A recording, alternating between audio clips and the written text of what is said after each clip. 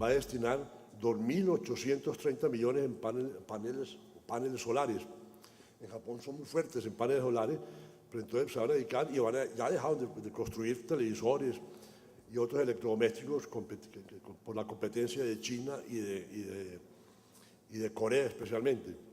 Y Panasonic, que toda la vida fue líder en la fabricación de electrodomésticos, televisores, lavadoras, todos los electrodomésticos posibles eran Panasonic, pero ya con China y con Corea, repitiendo, lo van a dejar o dejaron ya ese negocio y están dedicando a lo de más tecnología, entre ellos a las baterías, y van a invertir 4.050 millones de dólares para el desarrollo de baterías más eficientes.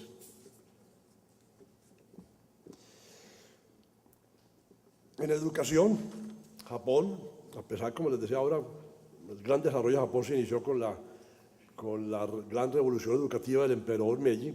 Ahora había bajado un poco la educación, entonces están dando subsidios para que los estudiantes japoneses estudien en el extranjero.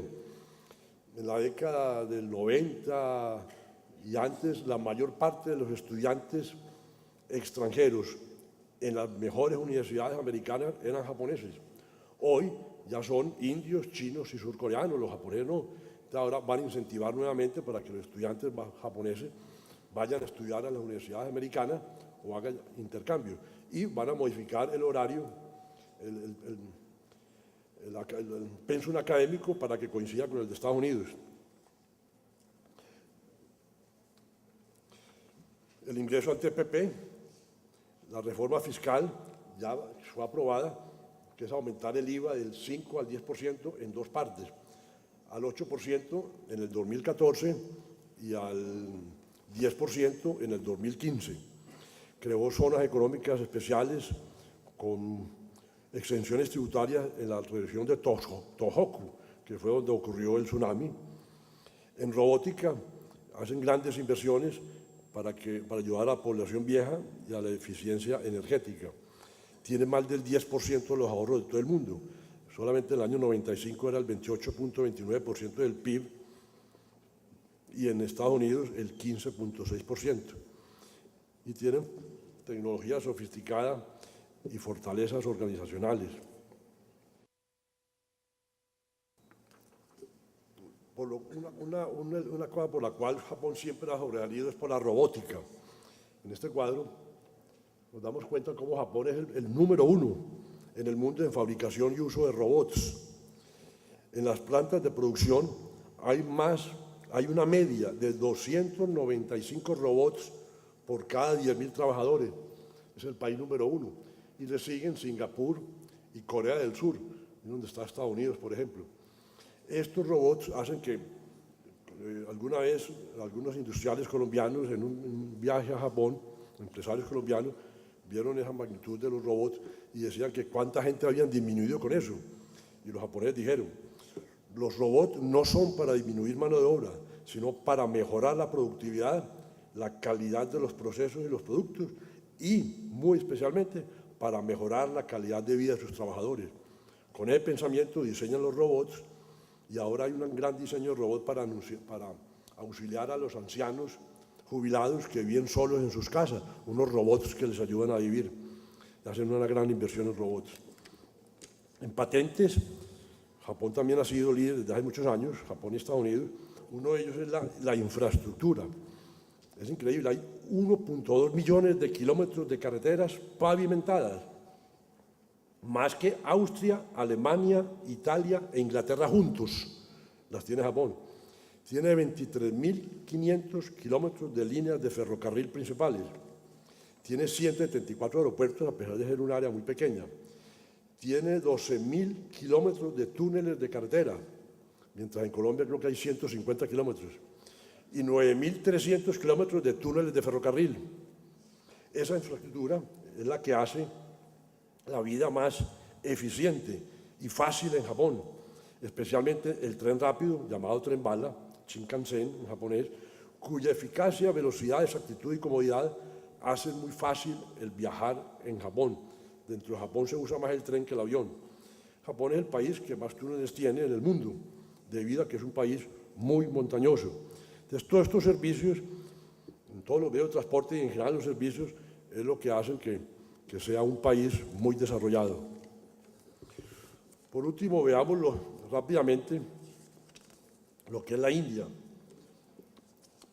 que hace parte también del Asia-Pacífico y cada día toma importancia. Aquí vemos el Taj Mahal, también patrimonio arquitectónico de la humanidad muy importante, que queda en Agra, una ciudad de la India. India tiene la democracia más grande del mundo, una población de 1.241 millones de habitantes y la edad promedio de toda la población es de 26 años, lo que decía ahora, una cualidad muy importante para el futuro porque es una población muy joven. 35 ciudades tienen más de 1 millón de habitantes, es el séptimo país más extenso y el segundo más poblado. El crecimiento del PIB en el 2009 fue 8.2%, en el 2010 9.6% y en el 2011 8.4%. El PIB nominal en el 2012 será de 1.779.2 trillones y el PIB per cápita en este año también será $1.455, un país en vía de desarrollo todavía pobre.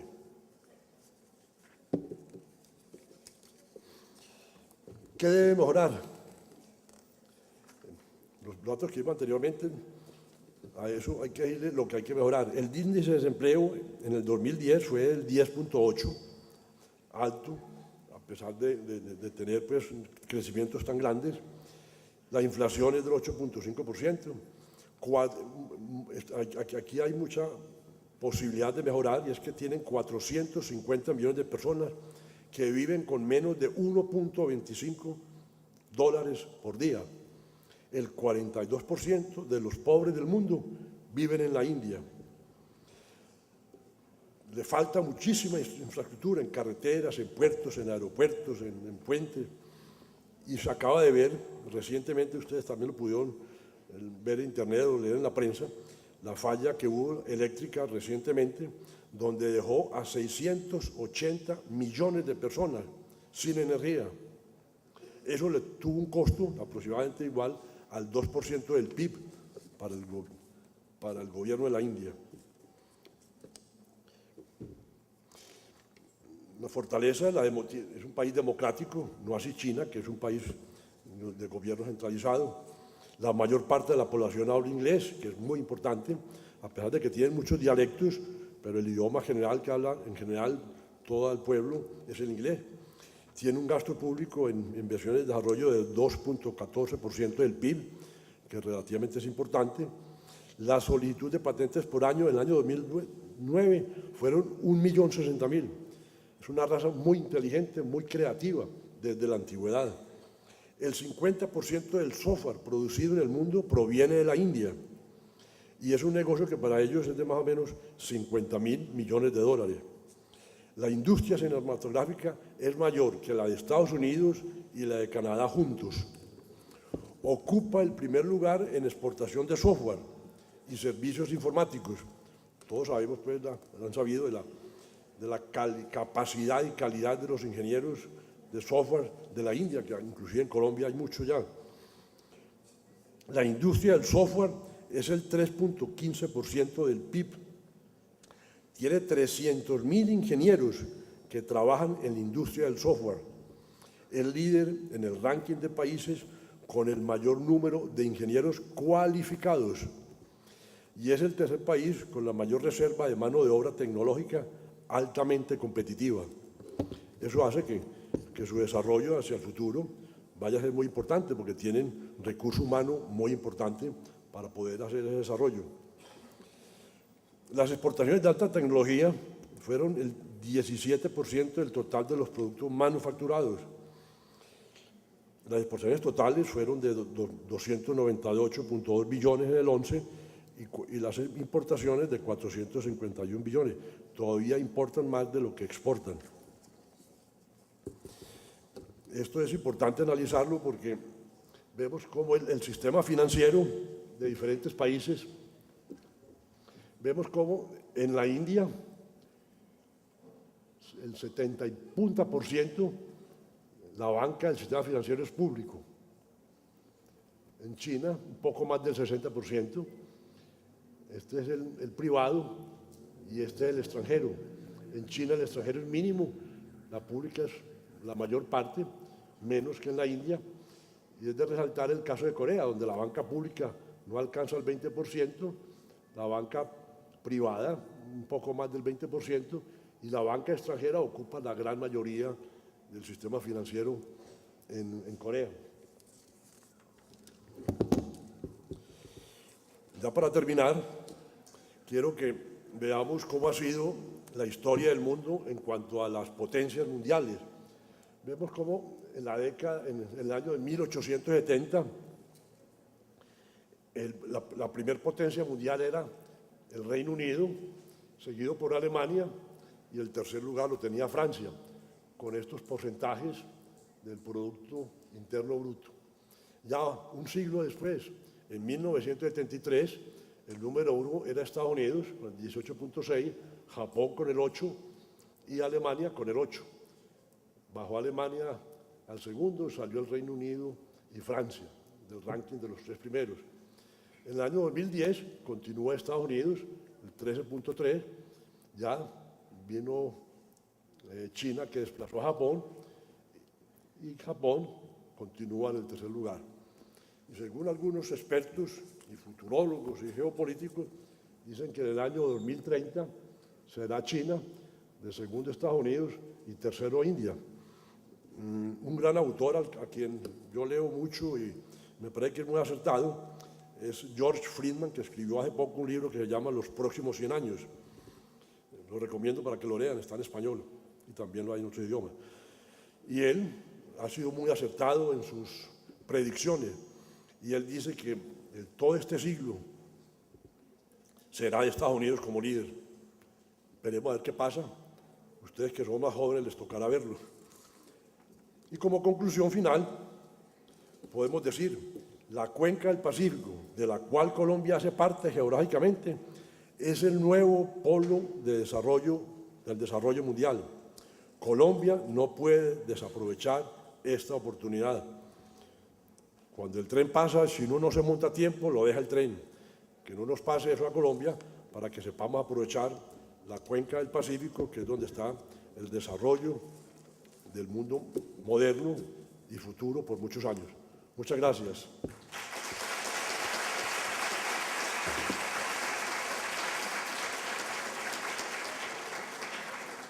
Agradecemos al señor Francisco Sierra por su intervención. Para dar inicio al debate nos acompaña como moderador el docente John Jairo Buitrago Gómez, quien es economista industrial de la Universidad de Medellín. Fue gerente general de la programadora Globo Televisión de la ciudad de Bogotá, director de control interno de la cooperativa Cafetera Central del Comité Departamental de Cafeteros de Antioquia, especialista en seguridad social de la Universidad EAFIT, gerente administrativo y financiero del Fondo Nacional de Caminos Vecinales, gerente del Fondo de Empleados de la cooperativa Cafetera Central, comentarista en Relaciones Internacionales en el programa Teleantioquia Global. Actualmente es docente desde hace 16 años de las asignaturas Geopolítica y Globalización en el programa de Negocios Internacionales de la Universidad de Medellín. En el año 2011, la Universidad de Medellín le confiere al profesor John Jairo Buitrago Gómez el premio Fundadores al Mérito Docente versión 2012, por la trayectoria académica y por los servicios prestados a la Universidad de Medellín. Invitamos al doctor Nicanor Restrepo Santamaría y al doctor Francisco José Sierra Arango a tomar sus puestos en la mesa y asimismo al profesor John Jairo Buitrago. Doctor Francisco Sierra, si algo nos llega a nosotros en la academia respecto a China hoy, es que es un país 100% pragmático y que tal vez es una herencia confuciana ese pragmatismo chino, que lo lleva, por ejemplo, a que su antiguo guerrero que lo horrorizó y que lo dejó herido en la Segunda Guerra, que fue Japón, hoy sea un gran socio comercial Japón de China. Usted lo decía ahorita en su conferencia, los chinos a la hora de negociar son muy pragmáticos. En ese pragmatismo chino, doctor Sierra, me preocupa algo. Con la llegada de Deng Xiaoping a la China, llegaron muchas multinacionales de Occidente a la China, muchas. llegó la Siemens, llegó la Mercedes, muchas llegaron porque obviamente era un mercado demasiado provocativo, el mercado chino, con la llegada de Deng Xiaoping, y se instauró el sistema pues de que sabemos, el famoso gato y el ratón. No importa que el gato sea blanco o negro, lo que importa es que coja ratones, la famosa frase de Deng Xiaoping. Pero en ese pragmatismo chino, doctor Sierra, ocurrió algo, que ellos conscientes de que estaban atrasadísimos tecnológicamente, estamos hablando para 1900, finales de los 70, comienzos de los 80, hicieron algo que Occidente no lo concedía a nadie, pero se los concedió a ellos, y fue licencias de software sobre todo para hacer ese desatraso tecnológico. Hoy, siglo XXI, tenemos una supermultinacional china en el mercado que llama Lenovo. Lenovo está penetrando a unos niveles gigantescos en el mercado de la informática mundial. Mi pregunta entonces, doctor Sierra, es la siguiente: ¿cómo podrán soportar las tradicionales multinacionales de Occidente asentadas hoy en China ese arrasamiento, si llega a ocurrir, tecnológico de la nueva tecnología china sobre ellas? ¿Podrá ocurrir entonces que la nueva tecnología china, ya asentada, ya superada y ya con ese know-how propio, logre arrasar la vieja tecnología occidental que le sirvió de madre? Sí, realmente, como tú lo dices y lo dices ahora, Oriente en general, y en este caso específico de China, son muy pragmáticos. Para ellos la economía por un lado y la política y la diplomacia por el otro. A pesar de casi que odiarse en China y Japón, vean los intercambios que tienen, ¿cierto? ¿Pero por qué? Porque para ellos una cosa es la política y otra cosa es la economía. Después de la apertura de China, pues cuando murió Mao y hubo el cambio importante allá, pudieron entrar empresas extranjeras a participar del mercado chino.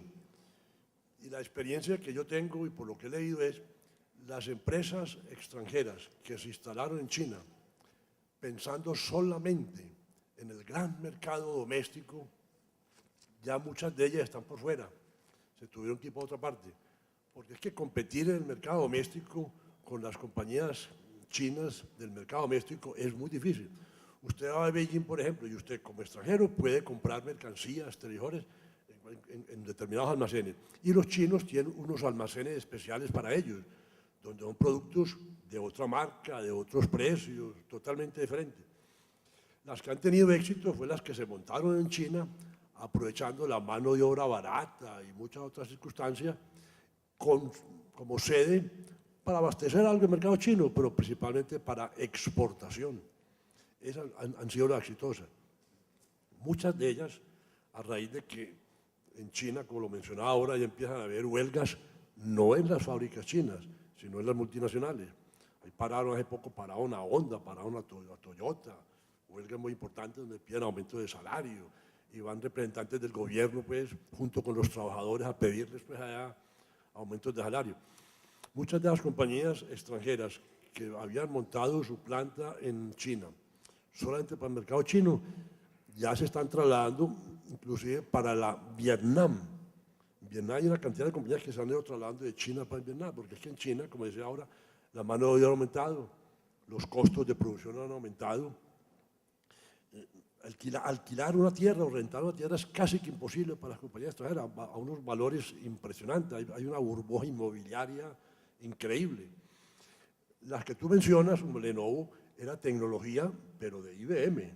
Sí, IBM. Era tecnología de IBM. Entonces, los que tienen tecnologías de extranjeras, como Toyota, ya está Mercedes-Benz desde hace mucho tiempo, está la Siemens, pero son tecnologías de países occidentales o orientales, en el caso de Japón, que se han instalado allá. A muchos les ha ido muy mal por las copias. Los tienen allá un tiempito, de pronto hacen un joint venture con algún porcentaje de participación del gobierno chino y roban la tecnología y tienen problemas. Me tocó vivirlo en carne propia con Yamaha Musical, no Yamaha Motor, Yamaha que fabrica instrumentos musicales. Llegaron a Japón, a China, inclusive a Corea, montaron fábricas con un joint venture, con compañías de allá, y le robaron la tecnología y empezaron a fabricar pianos chinos y pianos coreanos compitiendo. Entonces salieron de allá, despavoridos. Ese es el peligro. Por eso uno de los problemas que hay ahora en China es el derecho a la propiedad intelectual, y Estados Unidos y Japón se quejan muchísimo porque es que le roban tecnología. Ahora, hay compañías chinas muy importantes, digamos, de productos que ya Japón dejó de producir, como hablaba ahora de los electrodomésticos. Hay una compañía que se llama en China, y aquí hay productos de ellos, se llama Haye, que es una gran productora de electrodomésticos, es grandísima. Copió tecnología de los japoneses, ya los japoneses dejaron eso y ellos han cogido ese negocio, ¿cierto? Algo similar hizo Corea en su momento, ¿cierto? De modo que ese pragmatismo se ve ahí. La inversión extranjera, como te acabo de explicar, y que estas compañías grandes se han instalado allá y han tenido su propia tecnología y han sido eficientes. Algunas, sobre todo algunos productos intensivos en mano de obra, se han ido trasladando a Vietnam porque la mano de obra de Vietnam es mucho más barata y mucho mejor. Y muchas han trasladado para Vietnam, que tiene un régimen parecido al de China, que es un gobierno centralizado y una economía de mercado. Doctor Nicanor, escuchamos a diario al mismo presidente Santos en Colombia que la economía colombiana está blindada. Es un término pues, que se volvió un lugar común en Colombia, que está blindada. Eso es casi que un contrasentido, pensando en que la globalización nos puso a vivir todos vecinos de los demás. ¿Podrá entonces, en esa diabólica situación en que está Europa y el mismo Estados Unidos en parte, podremos decir que una economía como la colombiana, tan dependiente de Estados Unidos, pueda estar blindada, doctor Nicanor, frente a esta crisis? Sí, no, yo creo que para nada. Yo creo que primero que todo el término de blindada no pertenece a este gobierno exclusivamente. Desde hace rato venimos oyendo de los blindajes, tal vez por nuestra particular aproximación al conflicto, pero de todas maneras la economía colombiana no está blindada de ninguna manera. Yo creo que hay en un país siempre el gobierno o las autoridades monetarias mejor tienen posibilidades de reaccionar con estrategias contracíclicas. Cuando se deterioran algunos síntomas, digamos, macroeconómicos y el país tiene reservas, puede reaccionar con estrategias que van en contravía del ciclo recesivo y que podrían recuperarla. Pero yo creo que a Colombia sí le llega de todas maneras, de alguna manera, la cuenta de la crisis internacional. Por ejemplo, las exportaciones colombianas van a un ritmo, ya creo que la del último, anoche casualmente dieron una cifra que ya mostraba una disminución en dólares, como de 4.600 millones a 4.300, si no recuerdo mal, lo cual no es producto de la falta de actividad local, sino que el petróleo ya no vale 100, sino 90, pero llegó a valer 80, y el carbón ya no vale 70 y no 58, y el oro ya no vale X sino menos, en fin. Y donde el componente nuestro es muy grande, yo creo que en Colombia se van a sentir disminuciones, digamos, en el ritmo de las actividades. Hay otras que me parecen a mí que son de otra índole y que son un poco más complicadas, y es que también el ritmo, digamos, de crecimiento de la economía, no solamente impulsada en el sector externo, sino en el consumo interno, también ha venido mostrando, digamos, unas alteraciones recientes en Colombia. Eso no tiene que ver posiblemente con la crisis, con la coyuntura internacional. Si en Colombia los colombianos consumen menos en un determinado momento, no es producto, digamos, de la situación europea, es decir, para nada tiene que ver eso con el consumo, sino que hay otras razones, a mi modo de ver, que pueden significar conductas en la economía colombiana distintas a las de dinámica que llevábamos. Pero yo creo que el Estado, o el gobierno mejor, tiene posibilidades de actuar movilizando recursos que sirvan de alguna manera de contracíclico, digamos, en el proceso. Pero el efecto indudablemente de la coyuntura externa funciona. Hay otra que también es muy visible. Si Colombia tiene 10%, la cifra pues son de ese tipo de estadísticas misteriosas. No sabemos si son el 10 o el 12% de los colombianos los que viven por fuera, que estaban remesando un poco más de 4.000 millones de dólares el año pasado. Ahí hay sí un efecto de la crisis externa, en la medida en que hay esos colombianos que han perdido el empleo, que han tenido que regresar, que hay menos emigrantes, que pueden remesar menos de lo que mandaban porque la situación allá se les ha vuelto difícil. Entonces vamos a perder, digamos, 800 o 900 millones de dólares de ingresos, simplemente eso sí da cuenta de la coyuntura, de la pobreza o de lo que afecta a los colombianos del exterior esa circunstancia. Pero yo no creo realmente que se pueda hablar de blindaje o no blindaje, estamos en un mundo muy conectado y lo que nos toca a nosotros, a mi modo, tiene que ver esencialmente con los precios de las materias primas. De otro lado, no estamos afectados por los sobrecostos financieros, al contrario, Colombia tiene hoy, desde que tuvimos el grado de inversión hace un año, un menor costo financiero en su financiamiento, pero indudablemente hay algún efecto. Doctor Francisco Sierra, de China sabemos algo que se convirtió en los últimos 10 años, pasó de ser un país productor de commodities a importador de commodities. Eso ha sido un factor para que estas economías latinoamericanas, no la colombiana, también la chilena, la peruana, estén en buena parte con sus monedas domésticas muy revaluadas. Nosotros llevamos en Colombia un peso con un peso revaluado desde el 2003. En una economía como la colombiana que es tan sensible y tan vulnerable frente a la revaluación, porque ha sido una economía que ha crecido históricamente al vaivén de la devaluación, no de la revaluación. Esa ha sido la economía colombiana.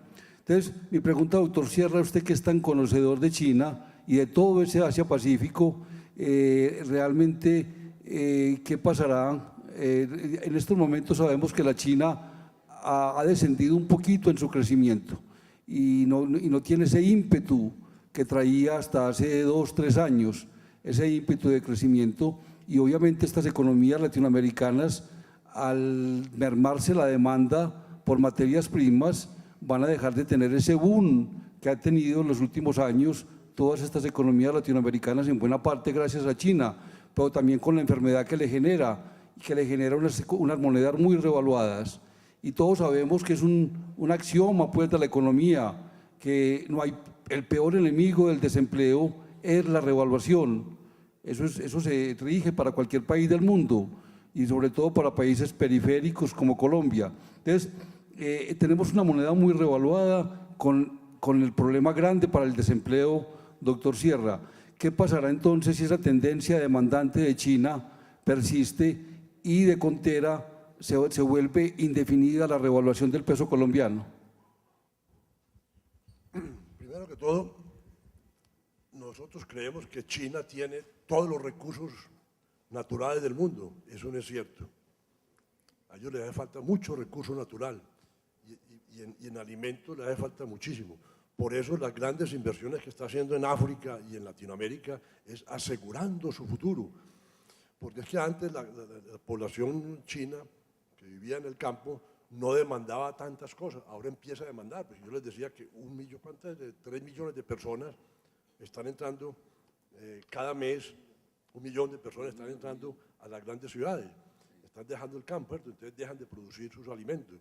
Entonces, ellos están comprando mucho en América Latina y dicen que en Argentina han comprado bestialidad, que hay una cantidad enorme de tierras productivas, y en África han comprado también mucho, especialmente por recursos naturales, como mineros especialmente, porque en China no los hay. Ahora, puede que los haya, pero hay que explorarlos, y la exploración vale mucho dinero, ¿verdad? Puede que los haya, seguramente una extensión tan grande, algún día encontrarán allá. Y su crecimiento ha rebajado fundamentalmente, ¿por qué? Porque es que un gran porcentaje de sus exportaciones iban a Europa y a Estados Unidos, pues ya nosotros, otro país, pero fundamentalmente esos dos, y a Japón también. Con estos problemas que ha habido en el mundo, pues lógicamente Europa y Estados Unidos disminuyeron sus compras por productos chinos, entonces por eso han tenido menos crecimiento. Y si le agregamos lo de la inversión extranjera que mencionaba ahora, pues eso también ocasiona un menor crecimiento.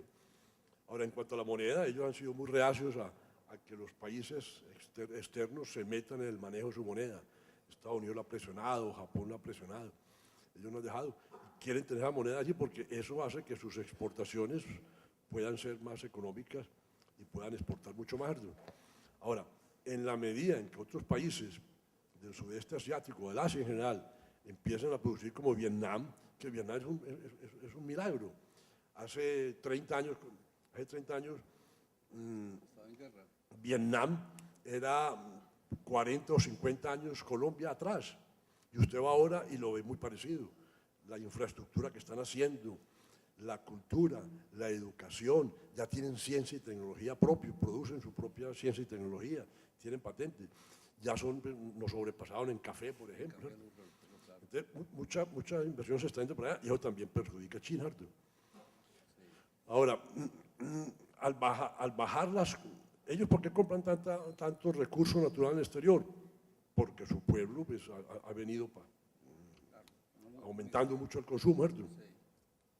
Ahora con la crisis baja el crecimiento, pero ellos siguen de todos modos comprando muchos commodities en el exterior, por eso no han bajado mucho, tiene sus altibajos, no han bajado mucho, pero es que ellos tienen que seguir comprando, porque si no los tienen que seguir comprando, o si no, ¿cómo van a hacer? ¿Cierto?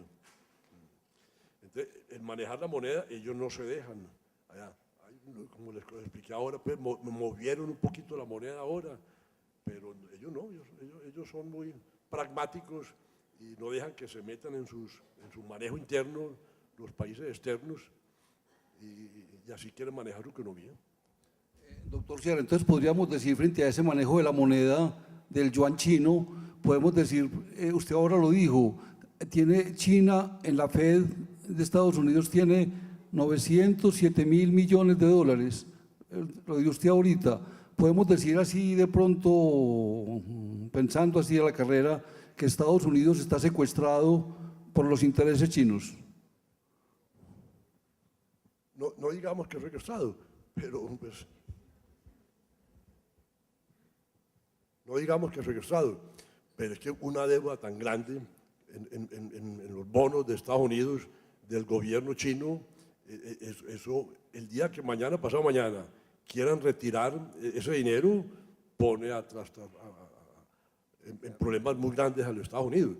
Es que los dos se necesitan, Estados Unidos necesita a China y China necesita a Estados Unidos. Ellos tienen que manejar sus relaciones muy diplomáticamente porque ambos se necesitan. Donde China no le vuelva a comprar a Estados Unidos, tiene grandes problemas. O viceversa, ¿cierto? Tienen que cuidarse los dos, pues el uno al otro. Bueno, doctor Nicanor, vea, negocios y poder han sido dos palabras alrededor de la historia de la economía. Primero se decía economía y política, ahora decimos negocios y política. Yo recuerdo por allá en unas clases de hace mucho tiempo que yo hablaba de esa famosa frase de por allá del siglo XVI en Francia, del famoso Colbert, en pleno mercantilismo francés, dame una buena política y te daré una buena economía.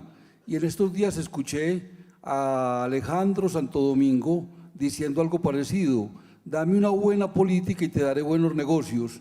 Entonces, doctor Nicanor, mi pregunta es, ¿podemos seguir diciendo que el problema entonces no es de la economía, sino de la política? Pues, a ver, yo creo que la política finalmente es el arte de manejar las sociedades. En la medida en que la política funcione y las sociedades funcionen en consecuencia, pues todo el engranaje, digamos, de la economía debe funcionar. De manera que yo pienso que en la medida en que, digamos, la política pública colombiana, en la medida, digamos, que tiene que ver con la macroeconomía, de un manejo macroeconómico serio, juicioso, estable, donde haya un control de las variables inflacionarias, donde haya un control del déficit fiscal, o sea, que haya una estructura macroeconómica sana como política, eso indudablemente atrae el crecimiento y atrae la inversión. Por el contrario, una política relajada en eso, pues demuestra lo que hablábamos ahora de lo que ha ocurrido, por ejemplo, en Grecia, de que los abusos, digamos, macroeconómicos conducen a un colapso que es el que están viviendo. De manera que yo no tengo dudas de que Colombia tiene además una afortunada tradición que viene del doctor Gerard Restrepo, a mi modo de ver, y es que la economía prácticamente nunca la han manejado los políticos, y quizá por eso la economía es estable y se ha manejado de una manera consistente. Y Colombia no ha estado sometida a grandes sobresaltos. Nosotros estuvimos en lo que se llamó la década perdida de América Latina, la década de los 80, Colombia creció a un ritmo casi del 2% anual. O sea, fuimos de los poquísimos latinoamericanos que no perdimos la clase, el curso. No hemos tenido sino una recesión en el año 98, después de la del 30, mientras en América Latina ha habido momentos muy regresivos, en el sur incluso. De manera que yo pienso que Colombia pues tiene una tradición en política pública, sobre todo macroeconómica, que crea un clima atractivo para la inversión, tanto nacional como internacional. Tiene otras características, y es que tiene, llamémoslo, una relativa estabilidad jurídica, y tiene, llamémoslo, una inestabilidad propia. Creo que es la primera vez en la historia de los últimos 50 años que llevamos 2 años sin reformas tributarias, pero seguramente estamos a punto de una, pues, ¿cierto? Pero digamos que el colombiano, el inversionista colombiano ha aprendido a manejar una cosa donde cada rato cambian las reglas del juego, como son las reglas fiscales. Sin embargo, yo creo que en Colombia hay una cierta estabilidad jurídica en términos de propiedad, en términos de propiedad intelectual, en términos de institucionalidad, digamos, de las relaciones entre lo privado y lo público. Y yo pienso que Colombia es un buen escenario para la inversión, tanto nacional como internacional.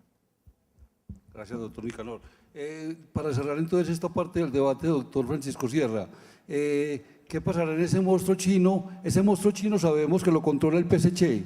Ese PSC maneja el ejército, se volvió accionista de todas las multinacionales, decidió romper el principio socialista de no a la propiedad privada y ya se volvió sí a la propiedad privada, acepta la economía accionaria. Todos esos son signos de la China de hoy, comandada por un PSC. ¿Qué pasará el día que ese PSC se democratice y ese monstruo chino se democratice y deje de vivir bajo ese ahogamiento que vive China alrededor del PSC? ¿Qué pasará entonces? ¿Qué pronóstico podríamos hacer, doctor Sierra, para ese inmenso país sin esa atadura, sin esa camisa de fuerza que es el PSC? Pues, hombre, yo no creo que rápidamente pase algo por el estilo. Usted sabe que los orientales todos son muy lentos, allá llegarán, seguramente no nos tocará, pero nosotros ya no estaremos aquí en este planeta, ¿cierto? Pero van haciendo pasos, así como lo han hecho con el mercado, y un paso, ya han hecho otro paso, ya permiten inversión extranjera, ya permiten, hace poquito permitieron bancos extranjeros, ellos van poco a poco, poco a poco, poco a poco, y uno lo ve con los nuevos líderes que van cambiando, los que llegan ahora, que creo que en noviembre, creo que también hay cambio, uno ve que son ya tipos estudiados 100% en Estados Unidos, hablan perfecto inglés, entonces con seguridad que van a haber cambios, pero cambios fundamentales no, porque es que el grueso del partido no permite, y la cultura de ellos no permite grandes cambios.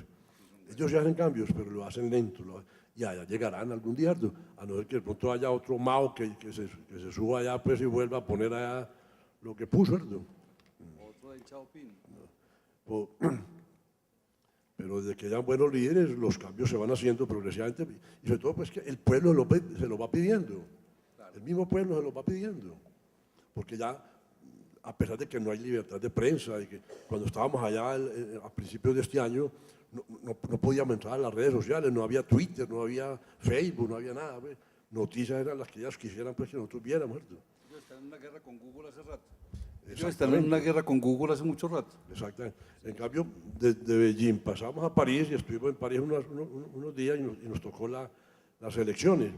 Y supimos quién estaba ganando las elecciones por el Twitter con Colombia, porque la televisión francesa todavía no podía dar la información.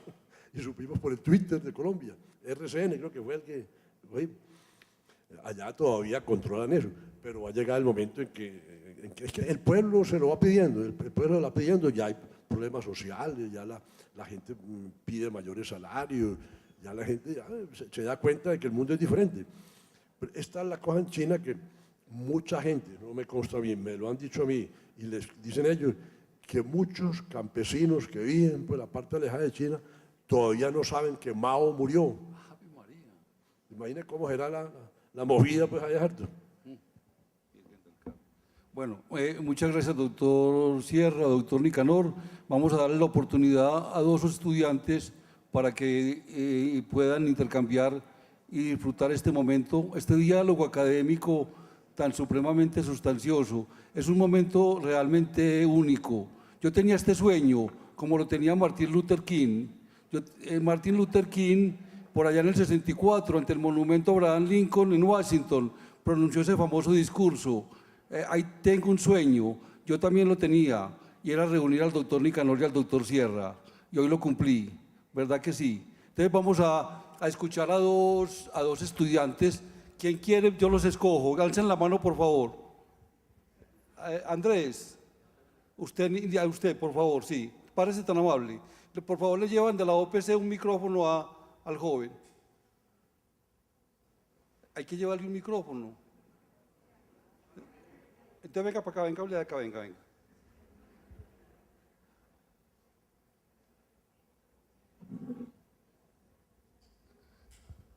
Venga. No, venga para acá para que los doctores tengan allá. Venga, se presenta primero y dice que se presenta.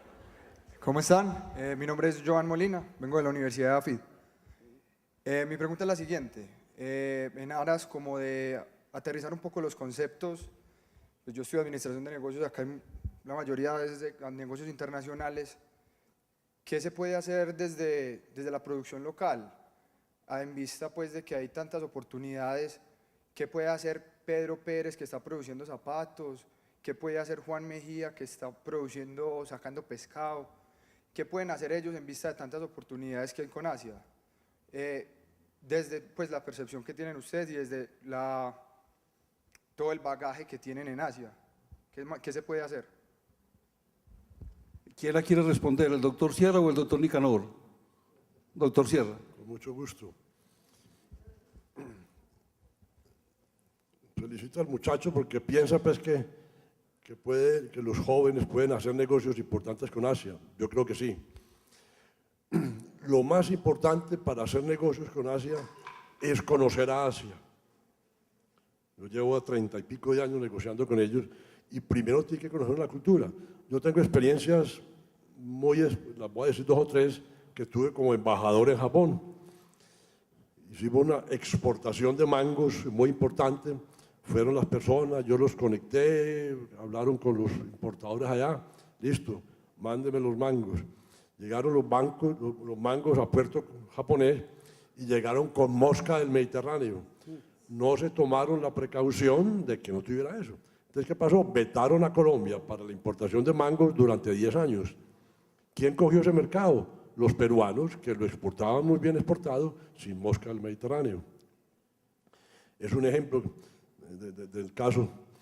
La forma, hablando de Japón específicamente, y China por el estilo, pues los países orientales en general, son muy sofisticados. El más sofisticado de todo es Japón. Cada fruta, por ejemplo, hay que empacarla individualmente. Entonces, estábamos exportando para allá, ¿cómo se llama la fruta esa? La de la máquina, la pitaya. Entonces, muy bien, nos pusieron un problema, nos regalaron una máquina para hacerle un lavado a vapor que exigían ellos y empezamos a exportar pitaya. Entonces, la pitaya tiene que tener el mismo tamaño y empacarla cada uno independientemente. ¿Y por qué? Porque es que en las neveras que tienen ellos, que son similares a las nuestras, y las nuestras también pues deben tener el mismo problema, para que quepan más cosas deben tener el mismo tamaño. Usted, un mango grande y uno chiquito, ¿cómo la acomoda? Entonces pierde espacio o no caben las cosas. Entonces, el no saber empacar para un país como Japón se pierde cualquier negocio. Alguna vez le decía yo al presidente nacional de chocolates que por qué no exportaba a sus confiterías. Me decía, porque es que nosotros no podemos darle gusto, y nos salía muy costoso darle gusto a Japón, donde cada confite y cada galletica, empacada individualmente con una sofisticación, y cobran por eso, la sofisticación, la coronada y consumo. Un tinto colombiano le vale a usted 15.000 pesos en Tokio y la gente paga los 15.000 pesos porque es un tinto colombiano bien presentado, bien servido, de buena calidad. Entonces, lo primero que tiene que hacer cualquier persona que quiera exportar, no solo Japón, que es el más sofisticado, sino en cualquier país asiático, hay que conocer la cultura, porque es que es muy distinta a la nuestra. La forma de pensar ellos, de hacer los negocios, son muy demorados en hacer los negocios, pero cuando se dice sí, el negocio empieza al otro día. Nosotros somos muy rápidos para decir sí, vamos a la notaría al otro día y creamos la sociedad. Y para que empiece a producir se demoran 2 o 3 años. Allá se demoran 6 meses haciendo los estudios o 1 año. Se firma la sociedad y a los 8 días está produciendo, porque ya estaba todo listo antes de dar la sociedad. Hay que conocer bien esa cultura. Se puede conocer por internet, se puede conocer mucho, por los libros se puede conocer mucho, y viajando mucho más. Porque la forma de hacer negocios de ellos y las costumbres de consumo son muy distintas a las nuestras, totalmente distintas a las nuestras. Eso es muy importante. Y una vez conocido, darle gusto a los consumidores. Nosotros aquí en Colombia a los consumidores nos dan muy poco gusto, nos toca comprar lo que hay. A ellos hay que darle gusto a los consumidores. Entonces, conociendo la cultura, se diseñan los productos al gusto de ellos y con seguridad que las bien. Se van creando nichos, se van creando nichos. No hay un negocio que crezca de un día para otro. En eso los chilenos dan el ejemplo más impresionante del mundo. Llegaron con las cerezas y con el vino chileno a Japón. Se recorrieron todos los restaurantes italianos especialmente. Ahí fue donde nosotros supimos, porque ni siquiera los italianos sabían, que en el Gran Tokio hay 16.000 restaurantes italianos. Imagínense, en Tokio. Entonces empezaron por los restaurantes italianos para vender el vino chileno. Y empezaron. Y ahora el vino chileno se consigue en cualquier restaurante, bar, hotel de Japón. Una penetración poco a poco, hasta crear un nicho y ahora eso. El salmón, es exactamente igual.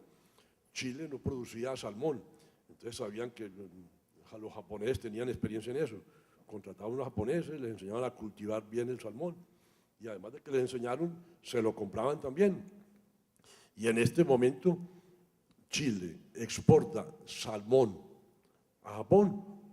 El total de sus dólares de exportación es mayor que la totalidad de los dólares de exportación de Colombia a Japón, ellos con un solo producto.